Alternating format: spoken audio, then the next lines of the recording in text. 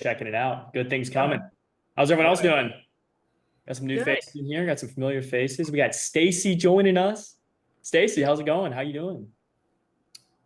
I'm good. How are you all? Thanks for having Doing me. excellent. We're excited to have you here today, everyone. Stacey is our brilliant fundraising advisor that was nice enough to take some time out of her day to join us today. Nice. So what we're going to be doing is Awesome. we're going to have Stacey speaking with us for around 20 minutes. We'll open up around 10 minutes for a quick Q&A, and then we'll go into our usual breakout room networking for the last 30 minutes or so. Does that sound good to everyone? Yes. Sounds great. Good deal. So Stacey, why don't you start by introducing yourself, and then we can move straight into it. Yep. All right. Well, hello everyone. My name is Stacey King. Today I'm going to tell you a little bit about myself and my background with startups, fundraising, and VC. Then just want to introduce some basic structures around the fundraising process, and then creating your pitch deck and data room and all those materials that you need to start raising, and discuss some common pitfalls that I see as a VC. And then, of course, want to hear your questions and see how I can help you all within this period of time. So as for myself, I have a chemical engineering background. I worked at GE in manufacturing, engineering, and supply chain for 7 years. I went to UC Berkeley 2018 to 2020 to complete my MBA. I'm actually based in the Bay Area. I live in Oakland, California, so I'm on the West Coast. But completed my MBA in 2020 at Berkeley. After that, I worked at Vanguard, the investment management company, for several years, did a rotational program and as well as an analytics role. While I was there in 2022, one of my professors from Haas, from Berkeley Haas, actually founded a venture capital fund. And so I started a venture fellowship with him in 2022 and just started learning more about how you initiate a fund, how you build out your processes, and basically just how you become a VC. And so last year, 2023, I quit my job at Vanguard. I realized that wasn't really the direction I saw my career going, and I started leaning more heavily into my role at the VC fund. And so the fund that I work for is called California Innovation Fund. We were founded in 2022 by a Berkeley Haas professor. Our core to our thesis is that we invest in founders from the University of California education system, and we give 50% of our GP carry back to entrepreneurship and innovation programs at UC Berkeley. So we're heavily integrated with the Berkeley ecosystem. So we're late seed Series A, and we tend to be deep tech, but we are industry agnostic. And so we have 18 companies in our portfolio that are across the board. So that's my experience with VC. Additionally, I was advising a climate startup last year. We were in the waste management space, and I did some technology and fundraising advising for them. We were able to secure 2 million from a lead investor, but it's a really difficult fundraising environment right now, which I'll talk a little bit more about. So we didn't close our round, and that's on hold for now. But I learned a lot just about navigating the fundraising space, being on a founding team, and just interacting with VCs from the other side. So that was a really valuable experience. And so sitting on the vetting team with CalFund, launching our incubator at CalFund, and then working with this climate startup, I've just gotten a lot of experience in the fundraising space. So excited to share some more with you all. Okay, so want to talk about the fundraising process. So to kick that off, just to give some background on the fundraising landscape.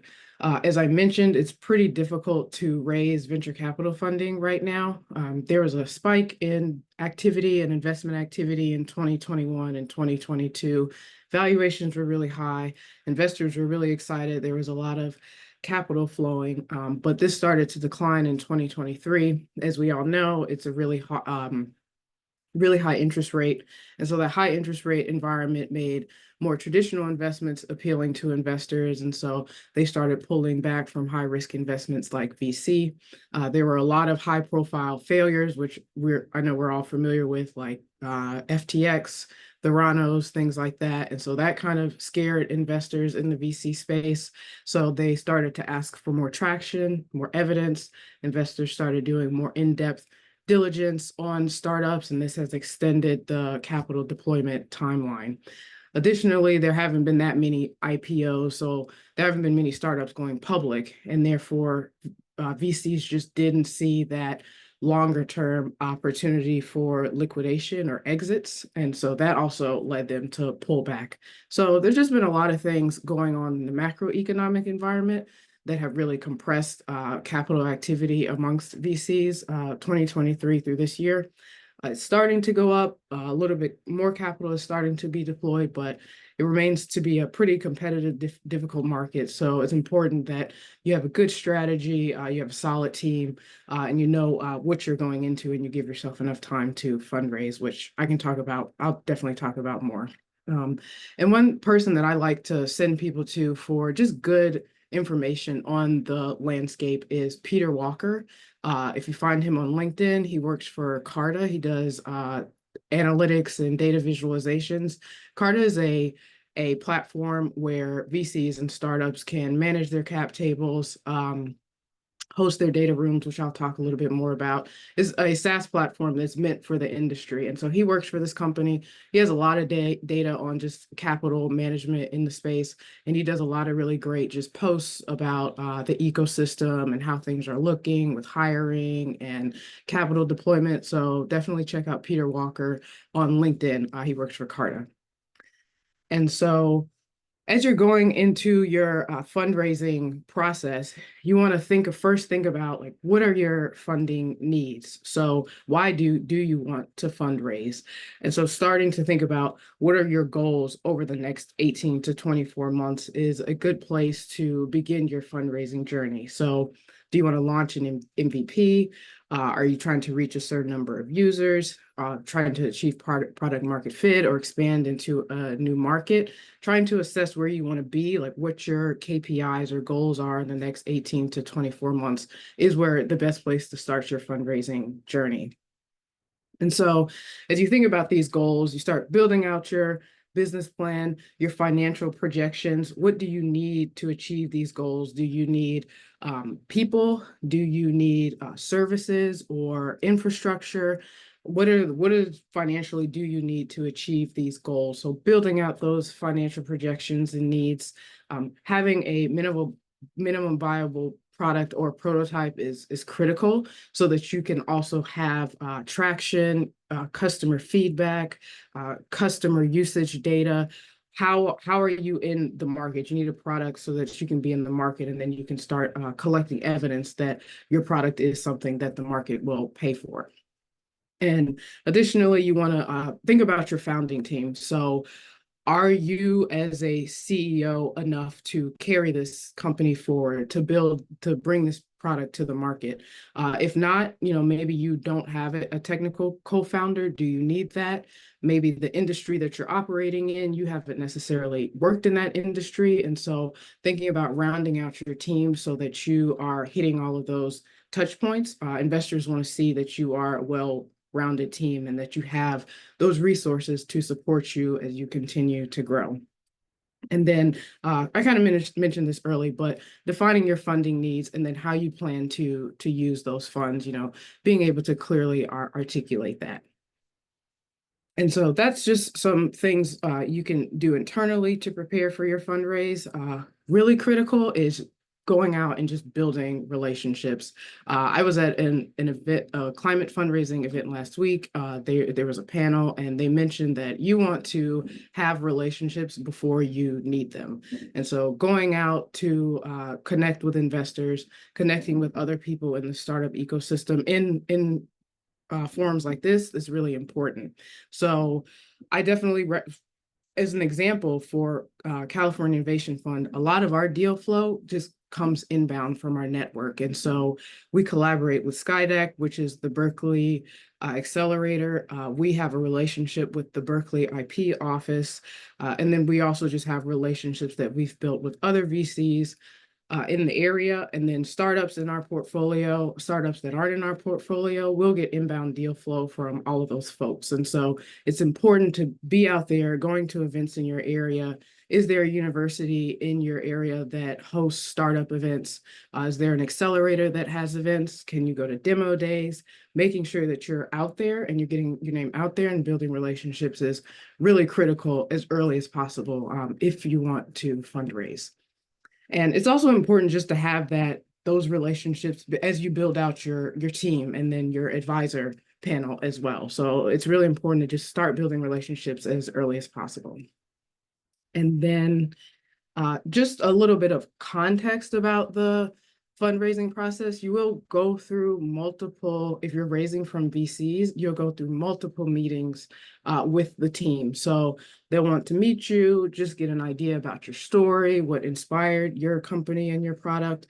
Then you'll probably move to technical diligence. They'll want to understand your tech stack, what your competitive advantages.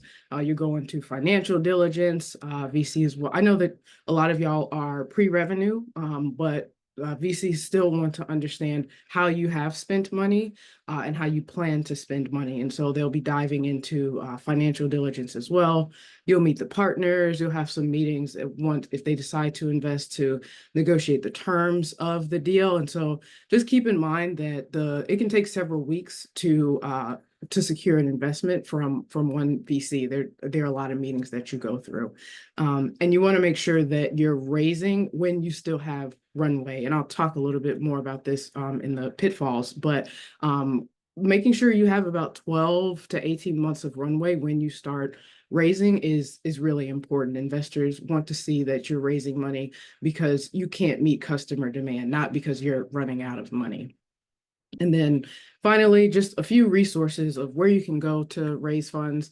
Accelerators like Techstars, Skydeck, Y Combinator. These accelerators, they're usually accompanied by programming that'll help you connect with advisors, build out your product market fit, find customers. So they're kind of holistic programs, often accompanied by capital. Angel investors, which generally are high net worth individuals, early stage VCs, and then depending on your industry, non-dilutive funding in the form of grants can be really valuable for startups at all stages. So they're often grants through the federal government, through local governments, or through private organizations. And that funding does not take equity in your company. And so it can be really valuable and supportive as you grow. So those are just kind of some background of the fundraising process.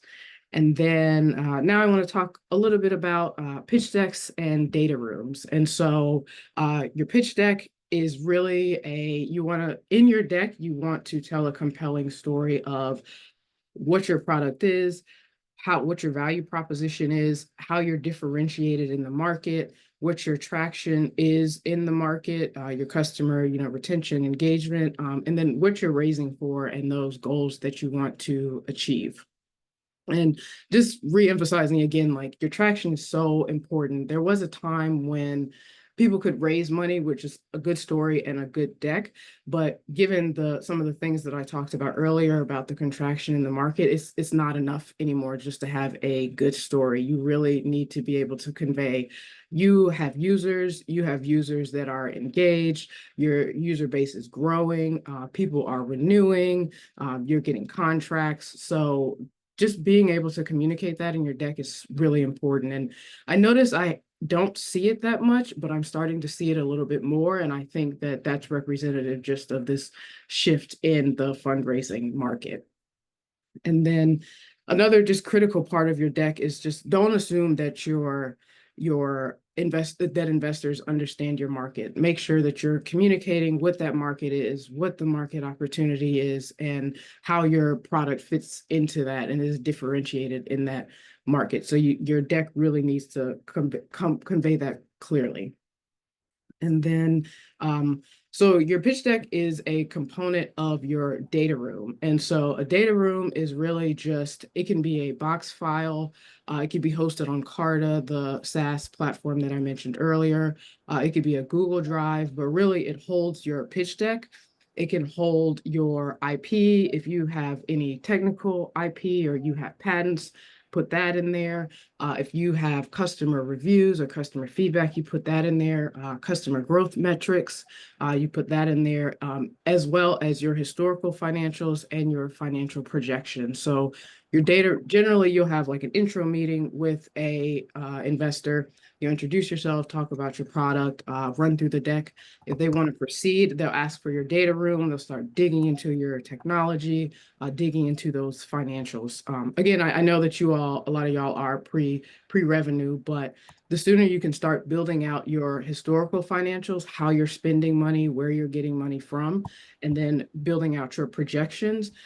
It could be simple at first, but it'll start to get more complex as your business grows. So definitely start building out your profit and loss statement or your income statement, your balance sheet, and your cash flow statement as early as possible so that you're capturing how you're spending money and how you plan to secure and spend money in the future. So all of those things are wrapped up in your data room. Okay, so let's move to, and I definitely want, please, I hope you're writing your questions, really want to answer them, but we just want to run through these things and then we'll take some time to just have a discussion. So some common pitfalls with fundraising. As I mentioned before, you want to, start building those relationships as early as possible. VC is a relationship-based business. As I mentioned, a lot of the deal flow that we get at California Innovation Fund is inbound. A lot of referrals, just a lot of connections. We spend a lot of time on business development at demo days, having dinners and going to events, judging pitch competitions. And so, it's just really, don't ignore the value of building a relationship.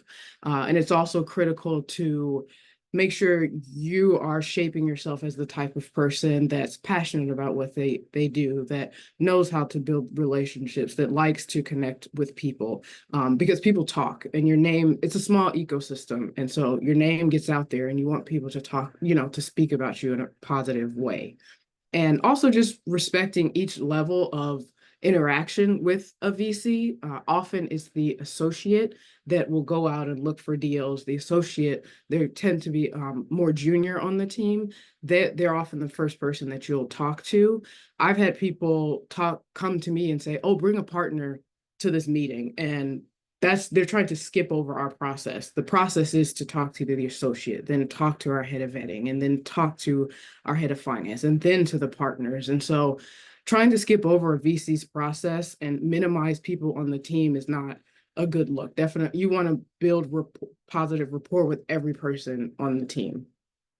And then I mentioned a little bit about runway. Recently, I've been coming across a lot of companies. I'll talk to them and we always ask, what is your runway right now? And what will your runway be after this raise? And people are saying we have 2 to 3 months of runway. And that's not a good story to tell.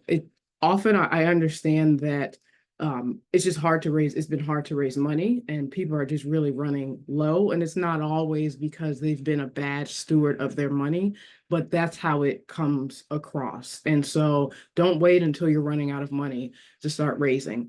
Give yourself 12 to 18 months, ideally 24 months. I know that that's a lot of time. That requires a lot of prep, but give yourself as much time as possible to raise. Another thing that I often see and that we talk about on our team is salary. So paying yourself too much does not look good. With a founder and a founding team, VCs want to see that your compensation is coming from your equity in the company, not from your salary. So be careful about how much you are paying yourself and how much you plan to pay yourself and your founding team, because that too much can be a red flag to investors. And let's see, a sloppy deck. Like seems pretty obvious, but I have seen some really bad decks. Recently, we got a company that I found through a demo day, and the deck was so bad, but I sent it to the head of vetting and to our partner because the industry that they're in is really interesting and it overlaps with where we specialize and where we could possibly help them. And there seems to be a really promising long-term market opportunity. So we're in conversations, but the deck is so bad. And when I sent it to the head of vetting and the partner, the first thing they replied was like, this is terrible. But, you still want to just make sure that you have a clean story, a clean deck, because often your deck is arriving before you even have the opportunity to narrate it. So be conscious of that. And another thing, having an incomplete team, like if you don't have you want to have a well-rounded team and a well-rounded board of advisors so that you're filling all of the gaps that you need to operate successfully within an industry and to scale within an industry. And then your passion. VCs often ask, a good VC will ask, like, what is your story? What has led you to want to solve this problem? Why are you passionate about it? Raising money is really hard. Being a startup founder is really difficult. And they want to know that when it gets difficult, you have some sort of passion or dedication that's going to help you get through those challenging times. So make sure that you have that story together and you can communicate it. And then last few things, not conveying your value proposition or competitive advantage. As I mentioned, don't assume that investors know your market. Make sure that clearly up front you're telling them, this is where we're operating. This is the problem that my customer has. These are the solutions that they have right now that are just insufficient. And this is how my product or service is better and different, and why a customer will switch and buy my product or service. So just make sure that your competitive advantage, your value proposition, your market opportunity is communicated clearly. And then again, don't assume that an idea is enough. A good story and a good deck is not enough. You need to make sure that you have that customer traction, that customer feedback, those engagement metrics to show that the market is willing to pay for your solution. Okay, and so just a few final takeaways, and then I can, tell you how I could be of service to you all. Again, think about your milestones as you're kicking off your fundraising process. What resources do you need to achieve them? And that's where you'll really start. Take stock of the funding options available to you: grants, accelerators, early stage VCs, angels. Depending on what your needs are, you can explore those different options. Pick the ones that are best for you. Start networking early and often. Having a clean deck that tells your story, and then starting to build out those financials as well. And then as for me, I could support you with your fundraising strategy, your pitch deck and data room creation, starting to think about how you want to approach investors and what type of investment would be best for you. And then given my connections with Berkeley and just the VC and startup ecosystem, I could help you with introductions to investors, advisors, or founding team members where that would make sense. So Nick and I can share my contact info afterwards. You can reach out to me on LinkedIn. I can share my email, but that's everything that I have for you all. So would love to take some questions. That was awesome, Stacey. Who's got any questions for Stacey? Matthew's got one. He's trying to unmute himself. Hey, Stacey. Hello. Thank you so much for your presentation. I got a lot out of it. I made some really good notes here. Awesome. My question to you is, as I try to navigate the VC space, I don't have a team. I made note of that. I need to connect with more people, delegate some more as I plan on scaling the business. But I currently support this app through my salary at my job. I know you touched on this for a moment. I know that an investor wouldn't think that a guy in his spare time working on an app is very attractive. How do I transition from a full-time job or a full-time salary into perhaps doing this for a year or two full-time?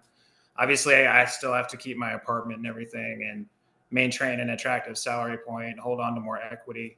What's your advice on that? Yeah, that's a good question. A lot of you end up just having to do a lot of bootstrapping of, yes, spending your own money, and Right. it's not necessarily unattractive to have a full-time job and to be building on the side.